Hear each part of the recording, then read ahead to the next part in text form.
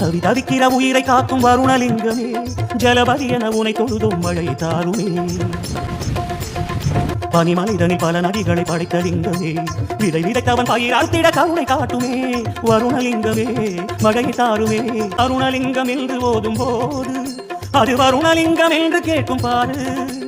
பஞ்சு மேகத்தை அழகு சடையில் முடிகிறாய், பஞ்ச காலத்தில் தானே அவிழ்த்து விடுகிறாய். காலகாலனே அமுதம் கேட்கவில்லையே, காலத்தோடுதான் மழையை கேட்கின்றோம்.